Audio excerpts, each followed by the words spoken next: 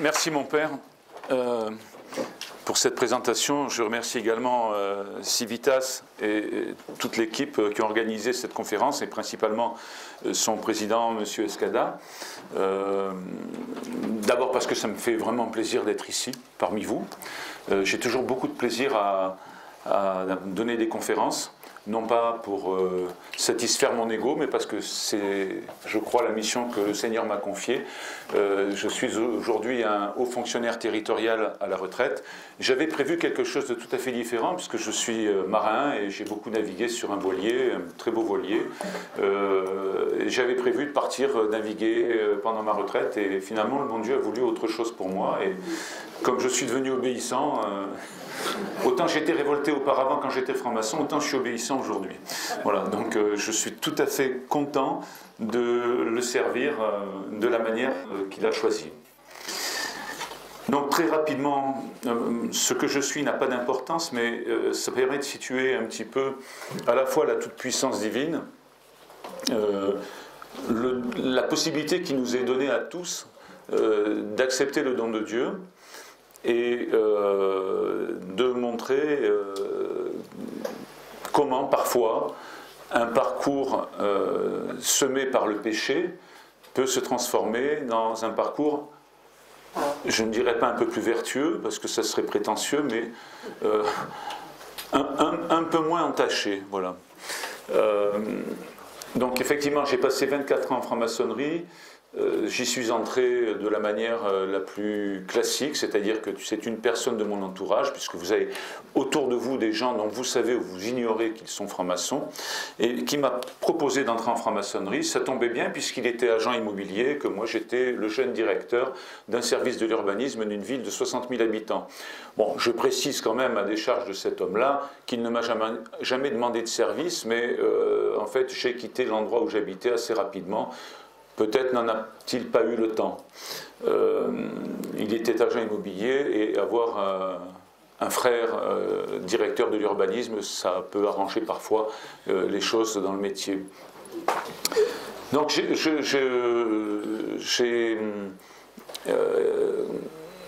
j'ai fait partie de ce qu'on appelle le droit humain, qui est une obédience mixte et internationale, qui possède donc un gouvernement, enfin ou du moins oui, c'est une gouvernance nationale, il y en a une pour chaque pays du monde, et qui est un ordre international et dirigé par un gouvernement mondial également. Voilà, donc ça tombe bien puisqu'on parle du thème de mondialisme également et du lien entre le mondialisme et le satanisme. Eh bien, en franc-maçonnerie, en tout cas pour ce qui est du droit humain, les deux sont liés. Pour ce qui est des autres obédiences, les obédiences sont nationales, mais il existe des instances qui réunissent, par exemple, le Grand Orient d'Italie, le Grand Orient de France, le Grand Orient d'Espagne, donc de tous les pays. Ce sont des instances qui réunissent généralement les dignitaires et qui permettent de coordonner l'action maçonnique dans le monde. Voilà, donc pendant mon parcours maçonnique, pour mieux vous situer ce que j'ai pu vivre, ce que j'ai pu y vivre en tout cas, et quel est peut-être l'intérêt de mon témoignage, j'ai fait un parcours classique, apprenti, dès l'initiation, compagnon, puis maître. Alors ça c'est un parcours qui dure environ 3 ans, et ensuite à partir du grade de maître, eh bien, on peut accéder à des postes d'officier. J'ai pratiquement occupé tous les postes d'officier, du premier surveillant notamment, second surveillant, orateur, grand expert, maître des cérémonies et surtout vénérable maître de loge. Et puis, au bout d'un certain nombre d'années, j'ai été coopté dans les hauts grades. Alors, je dis coopté parce que c'est le terme qui convient, tout simplement parce que eh bien, on est choisi pour rentrer en franc-maçonnerie, mais on est encore plus choisi parce qu'on a été encore plus observé dans le milieu maçonnique pour rentrer dans les hauts grades. Il faut savoir qu'il n'y a que 5 à 10% des francs-maçons qui accèdent dans les hauts grades. Les autres restent toute leur vie dans ce qu'on appelle les loges bleues.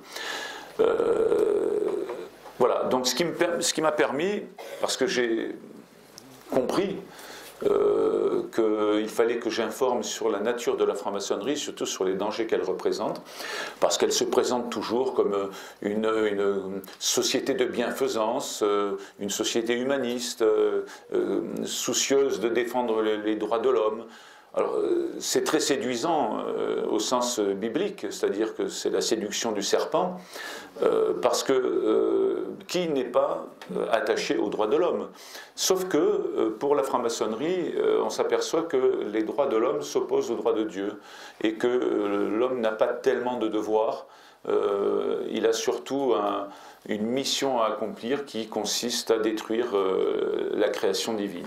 Voilà, donc j'ai écrit un certain nombre de livres. Bon, je vous les cite rapidement. Mon premier, c'est J'ai frappé à la porte du temple. Je ne pensais pas que j'allais avoir à écrire autant. Je ne pensais pas non plus que mes livres allaient avoir autant de succès. J'ai écrit ensuite Je servais Lucifer, parce qu'il m'a semblé qu'il fallait que j'informe sur l'aspect luciférien de la franc-maçonnerie. Je ne suis pas très doué avec ça. Je crois que là, voilà. Merci beaucoup. Voilà, j'ai écrit, alors ça c'est une demande de mon précédent éditeur, les éditions Teki, un livre sur, c'était à l'époque où on commençait à parler un peu plus de l'euthanasie. Sachez que l'euthanasie est un projet purement maçonnique, c'est un projet satanique qui consiste à vouloir tuer le plus faible d'entre nous, celui qui est malade, qui ne peut pas se défendre et dont on estime que la vie ne vaut plus d'être vécue. Et accessoirement, j'allais dire, mais en fait au sens de la franc-maçonnerie c'est principal, il s'agit surtout de substituer l'homme à Dieu. C'est-à-dire que l'homme ne doit plus s'en remettre à la providence divine, mais il doit lui-même gérer sa vie. Alors je ne n'invente pas, puisque je crois que c'est Henri Caillavet, qui est d'ailleurs l'artisan principal depuis 1978 de tentatives successives d'instaurer l'euthanasie dans la loi française, qui l'a dit. Nous avons aujourd'hui, avec la contraception, nous sommes libres de notre naissance. Il est normal que nous soyons également libres de la date et des conditions de notre mort.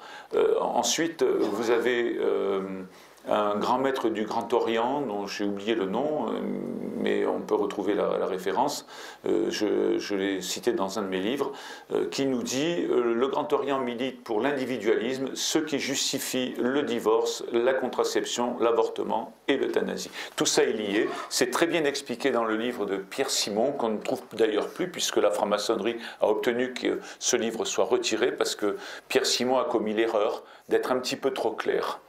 Voilà. Donc ensuite j'ai écrit un livre qui s'appelle Secrets maçonniques, parce que en fait au fur et à mesure de mes conférences, des gens me posent tellement de questions que ça fait jaillir en moi des idées nouvelles pour l'écriture. Donc je donne la plupart des aspects du secret maçonnique, parce qu'il y en a de nombreux dans ce livre-là. La conversion d'un franc-maçon, c'est un livre que j'ai écrit parce que dernièrement on m'a tellement persécuté, enfin le milieu maçonnique m'a tellement persécuté que j'ai failli en mourir, et j'ai écrit ce livre parce que je pensais que ça allait être le dernier. Bon, je suis encore, Dieu merci, ici. On m'avait diagnostiqué un cancer incurable il y a 3 ans, on m'avait donné 6 mois de vie, et je suis toujours vivant, et apparemment ce cancer est terminé, et derrière moi. J'ai écrit pratiquement tout ce livre sur mon lit d'hôpital. Voilà, je ne parle pas que de moi dans ce livre, je dis simplement quel a été mon cheminement, mais je parle également de questions concernant l'incompatibilité d'être franc-maçon et catholique. Et mon dernier livre, Franc-maçonnerie et politique, parce que nous avons eu des élections présidentielles notamment, législatives par la suite, et il m'est apparu qu'il fallait absolument que j'informe sur les conditions dans lesquelles la franc-maçonnerie intervient dans le milieu politique. Parce qu'en fait, la politique pour la franc-maçonnerie, c'est un moyen. La franc-maçonnerie, je l'explique dans un de mes livres, est luciférienne, et son objectif, c'est d'instaurer le règne de Lucifer-Satan sur Terre et de détruire la création divine. Voilà, quelques citations, alors je ne lirai pas tout par manque de temps, et puis je m'aperçois que finalement plus j'écris et plus mes conférences me prennent du temps, donc je ne voudrais pas non plus être trop long. Étant précisé que je donne un témoignage personnel, bien entendu, 24 ans avec des hauts postes dans la franc-maçonnerie me permettent d'être crédible, mais surtout, je me méfie de ma propre subjectivité, donc je confirme tout ce que je dis par des citations maçonniques ou des extraits de rituels. Donc, quand je dis par exemple que la franc-maçonnerie utilise la politique comme moyen, eh bien, vous avez par exemple Pierre Simon, ancien grand maître de la Grande Loge, et qu'on ne me dise pas qu'il n'y a que le Grand Orient qui fait de la politique. Vous voyez bien que la Grande Loge, supposée spiritualiste, en fait également, puisque Pierre Simon disait « ce que nous attachons à transformer, c'est la société. Ce sont les frères de la Grande Loge de France qui ont été à l'origine des transformations législatives, le tout dernier qui vient d'être proposé au peuple français, et le problème de l'euthanasie. » Ça a 23 ans quand même, cette citation. Donc il parle le tout dernier projet, c'est l'euthanasie. Vous voyez que déjà, c'était comme on dit dans les tuyaux, et ce projet mortifère est fondamentalement lié, je dirais, à la conception maçonnique de l'existence humaine. Voilà.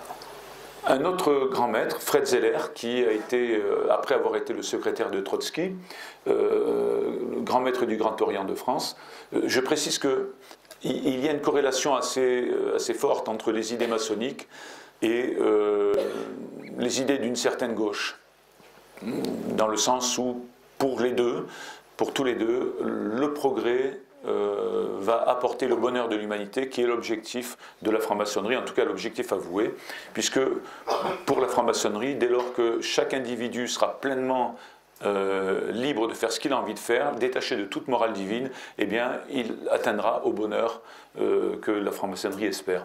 Donc, eh bien, Fred Zeller disait, les francs-maçons de François Mitterrand, de Jean-Jacques Servan-Schreiber, de De Gaulle, de Pompidou, de Mesmer, défendent au Parlement les positions prises par la franc-maçonnerie. En d'autres termes, et c'est ça qui est important, nos frères parlementaires sont chargés de transporter jusqu'au Parlement les données élaborées au sein de nos ateliers. Alors on verra comment, notamment par le moyen de ce qu'on appelle la fraternelle parlementaire. On dit souvent, et à juste titre, mais c'est contesté par la franc-maçonnerie, que la franc-maçonnerie est une arme de destruction de l'Église. Eh bien voilà, la franc-maçonnerie est la contre-église, le contre-catholicisme, l'église de l'hérésie. Deuxième citation, le catholicisme, nous autres francs-maçons devons poursuivre sa destruction définitive. Pourquoi? Parce qu'en fait, tout simplement, la création est défendue par l'église. Et vous avez en face une autre instance qui est opposée à cette création, qui veut la détruire, et fatalement, elle va détruire les vecteurs de maintien de la création divine. Une dernière qui me fait... J'ai toujours beaucoup de mal à la donner parce que j'ai consacré ma vie à Marie il y a quelques années, 5 ans précisément, et j'ai une grande dévotion pour Marie parce que je lui dois tout. En fait, sans Marie, qui est vraiment une porte vers le ciel et est une messagère de Dieu, je ne serais pas là. Elle est intervenue, alors je l'explique dans la conversion d'un franc-maçon, parce que il m'est difficile à chaque fois d'évoquer cet épisode de ma vie. Il se trouve que le Seigneur m'a fait le don des larmes, voilà. Et donc je ne peux pas parler de cet épisode, même là, en parlant, je sens les larmes monter. Et comme je suis d'origine andalouse, je suis encore un pécheur orgueilleux. Et donc je vais passer à la citation directement, mais je souffre beaucoup de vous la donner. C'est une citation qui provient de la cofondatrice du droit humain, Maria de Rème. Marie, désormais l'idéal de la femme dans le christianisme est l'incarnation de la nullité, de l'effacement, elle est la négation de tout ce qui constitue l'individualité supérieure, la volonté, la liberté, le caractère. Qui est l'opposant le plus farouche à Marie, sinon Satan? Vous avez un livre qui a été écrit par le successeur de Don Amort, qui s'appelle Francesco Bamonte, qui est l'exorciste de Rome, et qui s'appelle Marie dans les exorcismes, qui a été traduit en français. Je vous invite à le lire. Il est aux éditions bénédictines, si je ne me trompe pas. Et on voit que le démon ne supporte pas Marie, c'est quasiment physique. Elle lui écrase la tête, donc il ne peut rien contre elle. Et je dirais qu'il en fait de l'urticaire. Alors, une chose très importante. Parce que parfois des francs-maçons m'ont accusé, comme d'habitude, complotisme, antimaçonnisme. Vous tapez mon nom, vous tapez antimaçonnisme, vous allez me trouver sur Wikipédia. Je suis dans la rubrique anti-maçonnisme. Je ne fais pas de l'anti-maçonnisme. Je dis souvent dans mes conférences, parce que je m'adresse aux chrétiens, aux francs-maçons et à ceux qui sont ni l'un ni l'autre. Hein. Et je dis ceux qui sont en franc-maçonnerie, après m'avoir entendu ou lu mes livres, si vous voulez y rester, Dieu nous a créés libres, c'est pas moi qui vais vous faire changer. Seul Jésus converti, pas moi. Et si vous vous trouvez bien en franc-maçonnerie et que vous n'écoutez pas ce que je dis, c'est votre responsabilité. Ceux qui veulent rentrer en franc-maçonnerie et qui, après m'avoir écouté, y vont quand même, je crois qu'ils sont responsables de leur vie. Quant aux chrétiens, je les mets certainement en garde sur les mensonges de la franc-maçonnerie. Et la plupart du temps, ils sont conscients des pièges que leur tend la franc-maçonnerie pour leur faire croire qu'on peut être franc-maçon et catholique. Mais je fais donc la différence entre les êtres humains qu'il nous convient d'accueillir et à qui il faut parler. Moi, je parle aux francs-maçons sans aucune difficulté. Parfois, les échanges sont un petit peu verts. Mais l'agressivité vient de leur part, elle ne vient pas de ma part. Ça ne me gêne pas. Je leur réponds toujours que par le discours de la montagne, heureux serez-vous lorsqu'on dira toute chose de vous, qu'on vous insultera pour la gloire de mon nom. Donc je ne dis pas que je suis heureux qu'on m'insulte, mais ça me fait plaisir que ce soit pour le Christ. Voilà. Donc généralement ils se lèvent et ils s'en vont quand je dis ça. Ils n'ont pas de prise, voilà, ils n'ont pas de prise. Et donc, les francs-maçons, moi je leur parle, je les accueille. Une grosse difficulté vient du fait que le rituel maçonnique est une emprise. C'est une emprise satanique et qui, vous savez comme moi que le nom du diable c'est le diviseur, et donc il divise, je dirais, le cerveau et la raison, hein, en quelque sorte. Et ils sont fermés souvent à tout argument parce qu'ils ont une sorte de lien charnel. Le rituel est un lien charnel entre l'individu et la franc-maçonnerie. Mais donc, moi je combats la doctrine, mais absolument pas les êtres humains. Je pense qu'ils me croient quand je dis ça, enfin je l'espère. Pardon. Décidément, je ne suis pas doué en informatique. Ça, c'est le défaut quand on a été haut fonctionnaire, qu'on a plein de secrétaires. Voilà. Alors, bon, mon exposé tient en plusieurs parties. Hein. Je ne dirais pas qu'il y a 3 parties, mais, parce que c'est classique en franc-maçonnerie, il y a toujours 3 points. Mais bon, c'est vrai. Bon, en droit, j'ai fait des études de droit aussi, c'est en 2 parties. C'est un peu un abus, mais c'est comme ça. Je ne sais pas combien il y a de parties, peut-être qu'il y en a 3 d'ailleurs. Par une sorte de mimétisme, j'ai encore gardé quelques tics de raisonnement. En fait, je vais surtout d'abord vous montrer ce qu'est la franc-maçonnerie, quelle est sa nature, ensuite quels sont ses dangers, quel est son aspect luciférien, et puis finalement comment elle intervient dans le milieu politique. Alors déjà il faut savoir que la franc-maçonnerie, alors bien sûr, on est obligé de faire des catégories, parce que la franc-maçonnerie, je dis souvent, c'est une pelote de laine avec plein de fils qui sortent. Et vous en tirez un, vous n'êtes jamais sûr que ce soit le bon. Et donc finalement, vous finissez toujours par un embrouillamini, et le public qui n'a pas été franc-maçon n'y comprend rien. Déjà que quand on a été franc-maçon, c'est pas sûr qu'on ait compris grand-chose. Parce que je dis souvent que pour comprendre la franc-maçonnerie, il faut regarder les rituels avec les yeux de la foi. Parce que sinon, on est pris dans l'engrenage, à tel point que j'ai rencontré dernièrement un franc-maçon du 30e degré. C'est une belle prise de guerre, qui va quitter la franc-maçonnerie, mais il a du mal, il a vraiment du mal. Mais j'essaye de l'aider tant que je peux. Et il m'a dit une chose très, très marquante, il m'a dit « Je ne suis pas certain, en parlant des francs-maçons, qu'ils comprennent vraiment de quoi il s'agit. » Alors ça rejoint ce que disait Albert Pike, qui était un des papes de la franc-maçonnerie, si je peux mettre le mot de pape entre guillemets, hein, qui disait les symboles maçonniques ne sont pas faits pour être compris par les francs-maçons. Ils sont faits pour faire croire qu'ils les comprennent, mais en fait, leur véritable signification n'est dévoilée qu'aux princes et aux adeptes. Et les princes et adeptes, ce sont des gens qui ont pratiquement du 28e au 32e degré. Étant précisé que le nombre de degrés dans les hauts grades varie selon les rites. Alors vous voyez, déjà c'est pas simple, hein, parce que quand vous parlez à un franc-maçon, si vous dites oui mais c'est pas compatible d'être catholique et franc-maçon, il vous répondra systématiquement, je serais prêt à le parier, oui mais chez moi, sous-entendu dans ma loge, dans mon obédience, dans mon rituel, c'est pas comme ça, parce que nous faisons brûler de l'encens à la gloire de Dieu. Voilà. Mais Dieu, pour eux, c'est le grand architecte de l'univers, c'est pas notre Dieu. Mais ils ne le savent pas. C'est ça qui est dramatique. Ils ne le savent pas et on a du mal à le convaincre. Donc c'est pour ça que quand j'écris, je suis plus précis. Donc là, comme on dit, les écrits restent et ils ont du mal à contester. Donc, deux parties, obédience déiste et obédience laïque. Alors, les obédiences déistes, ce sont ceux qui imposent de croire en Dieu.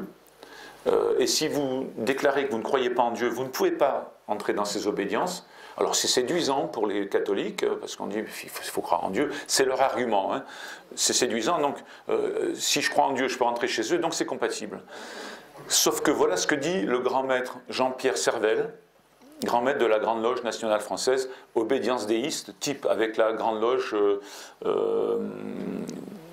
de l'Alliance maçonnique française, qui est une scission de la GLNF. Donc ce sont les deux obédiences qui sont considérées comme déistes. Entre les éléments de notre règle, la croyance non dogmatique en Dieu, grand architecte de l'univers. C'est-à-dire qu'il faut croire en Dieu en tant qu'architecte de l'univers, déjà. Bon, je suis architecte de formation, je peux vous dire qu'un architecte, ça ne crée pas. Ça construit, mais ça crée toujours à partir de quelque chose. Dieu nous a créés à partir du néant. Donc déjà, il y a une petite nuance qu'il faut faire entre le Dieu auquel nous croyons et le grand architecte de l'univers. Deuxièmement, si nous croyons en Dieu de manière non dogmatique, ça veut dire que nous ne croyons pas en Dieu, tout simplement. Parce que si je crois en Dieu sans le dogme de la Trinité, eh bien mon Dieu n'est pas celui qui s'est révélé. Donc vous voyez, rien qu'avec ces deux points, mais on peut développer encore. Donc ce qui fait que je ne peux pas rentrer en tant que catholique dans une obédience déiste. Alors là, arrive quelqu'un du Grand Orient, obédience laïque traditionnelle, qui va me dire « Ah oui, mais vous pouvez donc rentrer chez nous, puisque nous sommes laïcs. » Et laïcs, ça veut dire que nous acceptons les athées, les musulmans, les juifs, les chrétiens, les bouddhistes, tout. Parce que nous sommes tolérants. Bon, sauf que moi j'ai le témoignage de personnes, et puis il y a le mien. Lorsque vous dites Dieu dans ces obédiences, c'est un gros mot. Parce qu'on ne peut pas parler de Dieu, on peut parler de religion. Et elle se refuse à toute affirmation dogmatique. Alors il faut quand même savoir que la franc-maçonnerie, son objet déclaré, c'est la recherche de la vérité, l'amélioration de soi. Alors comment est-ce que je peux chercher la vérité en dehors du dogme? Quand je sais que Jésus me dit, Saint Jean 14,6, je crois, de mémoire, je suis le chemin, la vérité et la vie. Donc si j'abandonne le dogme du Christ, Fils de Dieu et Dieu lui-même, je ne peux pas trouver la vérité. Pour autant que même si j'adhère à ce dogme, je ne suis pas sûr de la trouver. En tout cas, une chose est certaine, c'est que moi, quand je veux regarder la vérité en face, je regarde le Christ sur la croix. Et je ne regarde pas le grand architecte de l'univers, qui est une espèce d'idée vague, qui n'apparaît même pas d'ailleurs dans les obédiences laïques, parce qu'elles ont abandonné en 1877, le Grand Orient, l'obligation de croire dans le grand architecte de l'univers. Donc ils croient, ces gens-là, dans l'esprit. Alors qu'est-ce que c'est que l'esprit? Je ne sais pas trop. Peut-être oui, au sens psychologique. Et donc en tout cas, ces deux types d'obédience professent une laïcité purement négative. Voilà, très rapidement, la franc-maçonnerie nous explique qu'elle est la descendance des Templiers, des constructeurs de cathédrales. Et d'ailleurs, on voit des symboles maçonniques dans les cathédrales, le triangle avec l'œil. Eh bien, c'est un symbole chrétien. Ce n'est pas un symbole maçonnique. Pourquoi? Parce que la franc-maçonnerie est un syncrétisme, c'est-à-dire qu'elle a pris un peu dans toutes les religions, parce qu'elle estime que finalement, toutes les religions ont une part de vérité. Voilà. Et c'est là où on voit l'œuvre du démon, c'est le mensonge, le mélange des genres et la dispersion de l'esprit. Donc, il n'y a absolument pas, alors, bon, je cite de mémoire Alain Bauer, grand maître, ex-grand maître du Grand Orient, Roger Daché, je crois président de l'Institut maçonnique de France, et puis historien de la franc-maçonnerie bien connu. Ces deux-là ont écrit un livre dans lequel ils expliquent qu'il n'y a aucune relation de filiation directe entre les constructeurs de cathédrales ou de pyramides, les Templiers, etc., toutes ces légendes, et la franc-maçonnerie. En réalité, deux thèses s'opposent, celle de la transition directe, dont on voit qu'elle est battue en brèche, et celle de l'emprunt, qui est celle qui est aujourd'hui privilégiée par les historiens. L'emprunt étant et on le verra tout à l'heure, je prends un peu à la Kabbale, je prends un peu à l'islam, je prends un peu à la chrétienté, et je mélange tout ça dans un shaker et je fais un cocktail qui s'appelle le syncrétisme. Globalement, le Grand Orient de France est l'obédience numériquement la plus puissante et il y a environ 150 000 francs-maçons et maçonnes en France. Alors moi je suis très troublé par ce chiffre parce que ce sont les chiffres officiels de la franc-maçonnerie, hein, vous les trouvez sur internet. Enfin 150 000, moi quand j'étais franc-maçon j'en voyais partout. Bon, donc je ne sais pas s'ils sont vraiment 150 000. Enfin, je vous donne ce chiffre, mais il est difficile à vérifier compte tenu du secret de l'appartenance. Ce qu'il faut retenir en tout cas, c'est qu'ils sont 0,3% des Français adultes, donc en âge de voter. Hein, on verra pourquoi. Donc c'est presque rien. Un point sur l'incompatibilité. Alors d'habitude, je dirais, il fut un temps au début de mes conférences où je faisais vraiment le détail des questions d'incompatibilité entre la doctrine maçonnique et la doctrine de l'Église. Là, je vais par nécessité être obligé d'aller un peu plus vite. Et je prends juste les sources et les fondements des rites. Et vous allez voir que rien qu'en regardant ça, on ne peut pas être catholique et franc-maçon. Le rite écossais ancien et accepté, qui est le rite le plus pratiqué au monde, c'est celui que je connais bien puisque je l'ai pratiqué 24 ans, a comme source l'hermétisme égyptien, le pythagorisme grec, l'alchimie islamique, la kabbale hébraïque, le gnosticisme chrétien et la chevalerie templière. Et je ne l'ai pas marqué, mais je rajoute la légende, ce que j'appelle la légende maçonnique, c'est-à-dire la légende d'Hiram, qui n'a rien à voir avec le Hiram qu'on voit dans le livre des rois, sauf la seule ressemblance, c'est que c'est un constructeur. Le rite français, alors il y a des emblèmes bibliques, il se réfère à la Bible, mais pour eux la Bible n'est pas une parole de Dieu, mais un ensemble de légendes. Souvent, dans ce qu'on appelle des planches maçonniques, c'est-à-dire des exposés maçonniques en loge, les gens se réfèrent à la Bible et disent « selon la légende ». Bon. Donc moi je ne crois pas que Jésus nous ait raconté des bobards, comme on dit. Je pense que c'est la parole de Dieu. Alors bien sûr il y a des allégories, mais c'est une manière d'expliquer les choses, mais au fond c'est la parole de Dieu. Alors il y a aussi de l'alchimie islamique, et il y a toujours la légende maçonnique. Le rite écossais rectifié, alors ça ils en sont très très fiers, ceux qui travaillent à ce rite. Il y a comme source la tradition chrétienne initiale, mais là aussi il ne faut pas se tromper, c'est un piège. Parce qu'il ne s'agit pas de l'enseignement du magistère, c'est un petit peu comme si Madame Soleil, vous savez, celle qui faisait de la divination à l'époque, hein, lisait les enseignements de saint Thomas d'Aquin et puis faisait sa propre interprétation en mélangeant tout ça avec de l'occultisme. D'ailleurs, le deuxième fondement, c'est la doctrine ésotérique de Martinez de Pasquali, qui est un mage et un magicien du XVIIIe. Donc, ça n'est pas un rite plus catholique ni chrétien qu'un autre, ça reste une doctrine maçonnique versée dans l'occultisme et dans l'ésotérisme. Le rite émulation, alors c'est le rite qui passe pour être le plus religieux, entre guillemets. Alors on parle de tradition abrahamique, mais tous les symboles qui font référence à la chrétienté ont été enlevés au début du 19e. Et le rite Memphis-Misraïm, qui est le rite le plus hermétique, il provient directement de rituels de l'Égypte antique et de la doctrine de Cagliostro, qui s'appelait également Balsamo.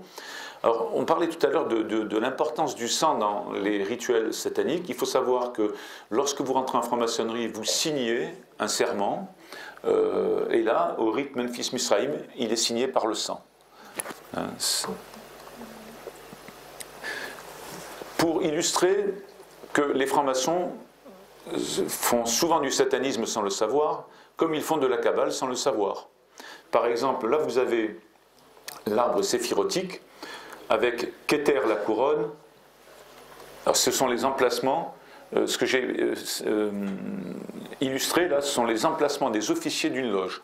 Et je ne l'ai pas inventé, ça se trouve dans la symbolique maçonnique d'un certain Jules Boucher. Donc Keter la couronne, c'est le vénérable maître, Bina, l'intelligence, c'est le secrétaire, Kokma, la sagesse, c'est l'orateur. Et ça correspond aux fonctions. Hein. L'orateur, la sagesse, c'est celui qui préserve la loi maçonnique. Le trésorier, c'est la rigueur, Gebura.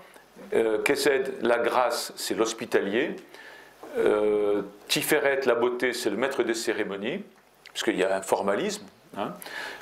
Ode, c'est la victoire, c'est le premier ou le second surveillant, parce que parfois, selon les rites, le premier ou le second surveillant, enfin, leurs emplacements sont inversés. Mais ça n'a pas d'importance, puisque de toute façon, la victoire et la gloire sont des choses qui sont à peu près similaires. On a à chaque fois le premier ou le second surveillant. Et vous avez le fondement, c'est le grand expert. Alors, le grand expert, il faut savoir que c'est celui qui est le garant des rituels. Et c'est celui qui vous accompagne pendant toutes les cérémonies, par exemple l'initiation, augmentation de grade, etc. Donc, c'est vraiment le fondement. Et le couvreur, c'est le royaume. C'est-à-dire, le couvreur, c'est celui qui malcute, c'est celui qui empêche tout profane d'entrer dans le temple. Donc la conclusion, c'est que tous les rites maçonniques ont en commun la légende maçonnique. Elles ont le syncrétisme, le relativisme, l'hermétisme, l'occultisme, l'ésotérisme, le manichéisme et surtout le gnosticisme. Tous ces points sont rejetés par le catéchisme de l'Église catholique. Donc on voit bien là qu'on ne peut pas adhérer à cet enseignement maçonnique tout en ayant une foi catholique. Alors le relativisme, c'est facile à comprendre, je prendrai juste ce point-là. Le syncrétisme, j'en ai parlé, hein, c'est toutes les religions se valent. Moi, je suis convaincu que Jésus nous a apporté la parole de Dieu. Voilà, ce n'est pas un prophète, c'est Dieu, fils de Dieu. Voilà. Et que toutes les religions ne se valent pas. Il y a une religion qui est révélée et d'autres qui sont autre chose. Voilà. Le relativisme, vous en avez un exemple. Alors, je ne sais pas si elle est franc-maçonne, mais en tout cas, vous savez, il y a des francs-maçons, je dirais, de souche, comme on dit des Français, mais il y a aussi des francs-maçons qu'on appelle des maçons sans tablier, c'est-à-dire des gens qui adhèrent aux idéaux maçonniques tout en n'ayant pas été initiés.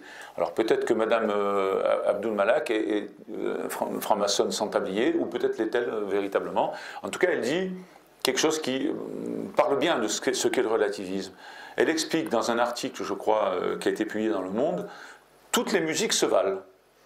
Bon, il se trouve que moi je suis mélomane et j'ai fait un peu de musique, j'étais un peu musicien aussi, amateur mais musicien quand même.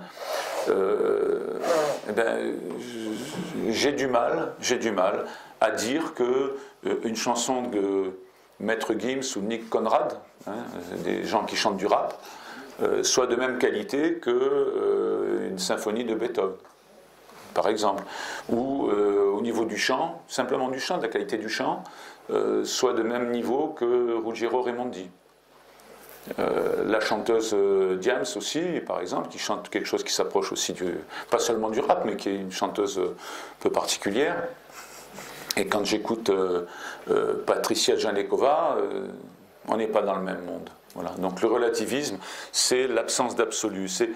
Indépendamment de cet exemple, c'est la foi dans le fait que la vérité n'est pas donnée par Dieu, qu'elle n'est pas une et absolue, mais qu'elle est la somme de toutes les vérités individuelles. Vous voyez ? Donc, ce faisant, la franc-maçonnerie confond les opinions et la vérité. Alors, autre chose qui fait que c'est incompatible, c'est une religion. Alors évidemment, les francs-maçons font de l'urticaire quand ils entendent que je dis que c'est une religion. Ils ne veulent pas être reconnus comme religion. Pourquoi ? Parce que ce sont les francs-maçons qui ont imposé la loi de 1905. Ce sont les francs-maçons qui ont empêché l'Église de parler de thèmes de société. Je ne parle même pas de thèmes politiques, mais elle dénie à l'Église le droit de s'exprimer sur des thèmes de société. Et sous le couvert de dissocier la politique et la religion. Mais eux, évidemment, ils disent « nous ne sommes pas une religion », comme ça leur permet de s'exprimer, par exemple, sur le mariage pour tous, au passage en insultant l'Église, en la traitant d'obscurantiste et autres, à l'époque, en 2012-2013, je crois, en 2012, tout simplement parce que l'Église avait remis en cause la continuité anthropologique par le mariage pour tous. Bien, moi je ne suis pas un spécialiste, mais j'ai un peu lu, et les spécialistes des sciences de religion définissent 5 critères qui sont présents en franc-maçonnerie. L'existence de rites, de cérémonies, d'idéal ou croyances communs, d'adeptes et de liens réguliers. Donc les rites, on a vu qu'il y en a, puisque plusieurs rites. Les cérémonies, cérémonie d'initiation, il y a même la cérémonie, tout à l'heure, on a entendu que le diable est le singe de Dieu, mais ils ont fait un mariage maçonnique qui s'appelle la reconnaissance conjugale. Alors, étant précisé, je l'explique dans mon dernier livre, que pour ce qui nous concerne, le mariage est sacré, c'est un engagement devant Dieu, avec un objectif précis. Eh bien, en franc-maçonnerie, c'est un contrat. Et dans la cérémonie, il y a une baguette de verre qui est cassée, et on vous dit c'est le symbole de la fragilité de l'amour, et vous êtes unis pour le temps que ça vous intéresse finalement. Et le jour où vous ne voudrez plus être unis, vous vous séparez. Voilà, ça c'est la reconnaissance conjugale qui vaudrait mariage maçonnique. Donc, l'idéal ou la croyance, c'est au minimum, même s'il n'y a pas le grand architecte de l'univers dans certaines obédiences, dans certains rites, eh bien, il y a au minimum la croyance dans chaque type de rite ou d'obédience, dans le fait que seule la franc-maçonnerie apportera le bonheur à l'humanité. Donc c'est un idéal commun.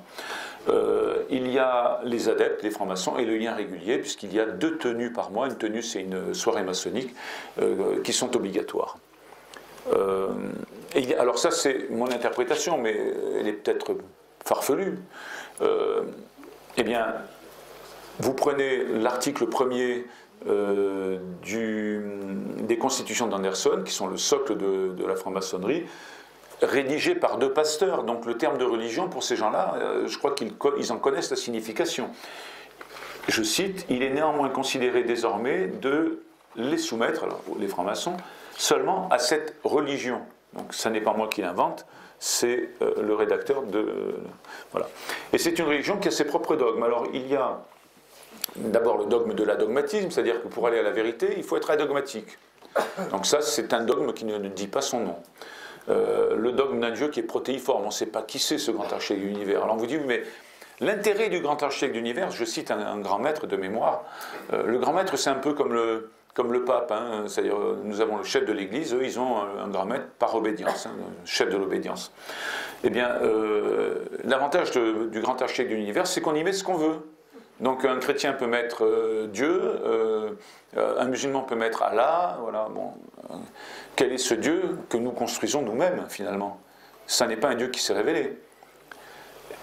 Donc voilà déjà 2 exemples de dogmes. Il y a un autre dogme intéressant, le dogme de la similitude de nature entre le microcosme, c'est-à-dire l'homme, et le macrocosme, c'est-à-dire l'univers. Nous considérons, enfin quand je dis nous considérons, c'est parce qu'on nous l'a révélé, nous sommes créatures de Dieu, nous sommes à l'image de Dieu, mais nous n'avons pas la même nature.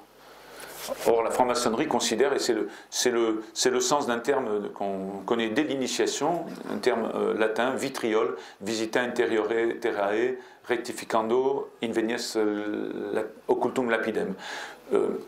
Visite l'intérieur de la terre, symboliquement c'est soi-même, et tu trouveras la pierre cachée, c'est-à-dire ta propre divinité. Parce qu'en fait, la franc-maçonnerie considère que nous sommes Dieu.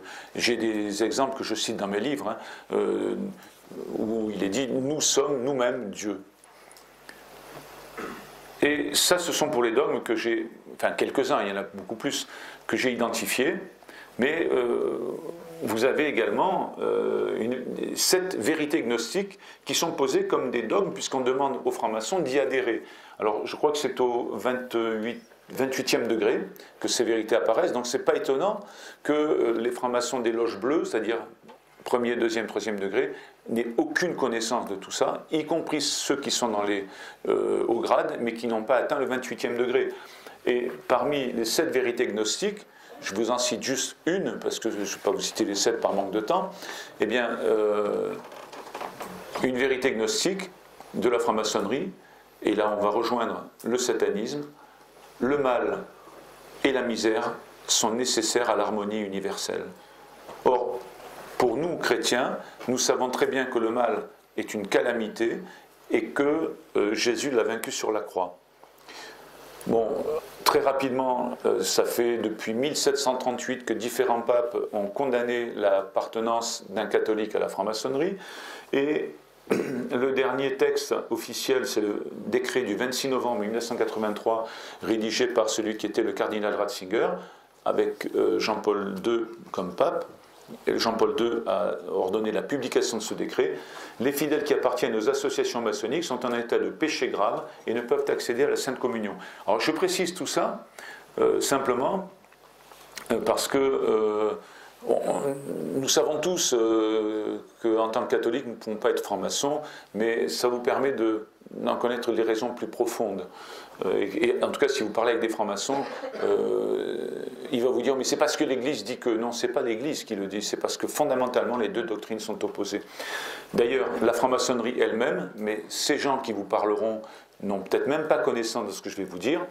Vous avez par exemple Pierre Gourdeau, ancien grand maître du Grand Orient, qui vous dit, en parlant des deux cultures, la culture chrétienne et la culture maçonnique, ces deux cultures sont fondamentalement opposées. Vous avez également Michel Duménil de Gramont, ancien grand maître de la Grande Loge, qui vous dit il n'y a pas de conciliation possible entre ces deux principes, et il faudra bien que l'une ou l'autre des civilisations disparaissent. L'influence luciférienne. Alors voilà le signe luciférien du 18e degré. Vous avez l'image, c'est une gravure du 19e. Voilà l'arcane 15 du tarot. Le tarot pour la franc-maçonnerie, ce sont les vitraux pour l'Église. Hein, donc ça raconte quelque chose. Même position, même chose qui se reproduit avec Baphomet, qui est le démon. Dessin d'Eliphas Lévi, dignitaire de la franc-maçonnerie, et déesse Ishtar. Alors, il leur donne des noms comme ça, hein, mais c'est toujours le même personnage, c'est-à-dire le démon, qui est un dessin d'Oswald Wirth, dignitaire de la franc-maçonnerie, et vous avez le même personnage, statue de l'église de Satan, Baphomet à Détroit. Autre élément qui signe l'aspect satanique de la franc-maçonnerie, Tubal-Caïn, le mot de passe des maîtres, et moi, bon, Tubal-Caïn, c'est un descendant de Caïn, descendant spirituel. Et Moabon, d'après ce que dit la franc-maçonnerie, c'est un mot hébreu qui veut dire fils du père. Donc quand vous devenez maître, on vous donne ces deux mots, vous êtes Tubal-Caïn, le nouveau Tubal-Caïn, nouvel Hiram, descendant de Tubal-Caïn également, et vous avez la filiation caïnite, donc satanique. Elle glorifie le serpent séducteur qui incite à mordre le fruit de l'arbre, de la connaissance, est un bienfaiteur de l'humanité. Bon, je m'excuserai, je vais un petit peu vite parce qu'il me reste peu de temps. Elle glorifie Lucifer, et dans le signe que vous avez vu tout à l'heure avec une main vers le haut et une main vers le bas, c'est le signe de l'équivalence de puissance entre Dieu et le diable. Donc il y a quelque chose de divin dans le diable et quelque chose de diabolique en Dieu. Pas mal. Hein. Albert Pike, franc-maçon du 19e, a dit à ce propos, pour les francs-maçons gnostiques, le grand architecte de l'univers est Lucifer. Donc vous voyez, je ne l'invente pas. Elle fait l'éloge de la transgression. En mangeant le fruit défendu, l'homme... Alors ça, ce sont des extraits de planches maçonniques. L'homme acquiert sa plénitude, le maçon est attaché à l'idée de transgression est fondamentale. On est bien dans le satanisme. Alors, il n'y a pas de messe noire en franc-maçonnerie, en tout cas moi j'en ai jamais vu, mais comme disait un auteur espagnol qui s'appelle Ricardo de la Sierva, un spécialiste de la franc-maçonnerie, Satan n'a pas forcément besoin qu'on lui rende un culte, il suffit qu'il nous éloigne de Jésus et de Dieu. Hein. Voilà, donc je vais passer sur le secret.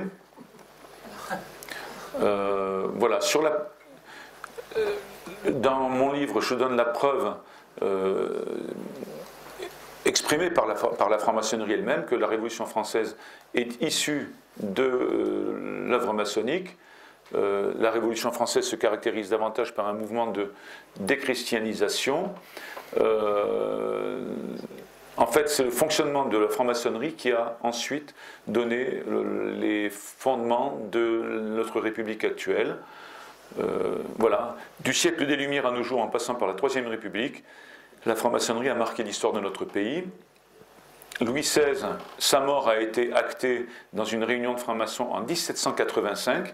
C'est un historien, Maurice Talmer, du début du XXe siècle, qui nous l'explique. La Deuxième République est due à un complot des loges.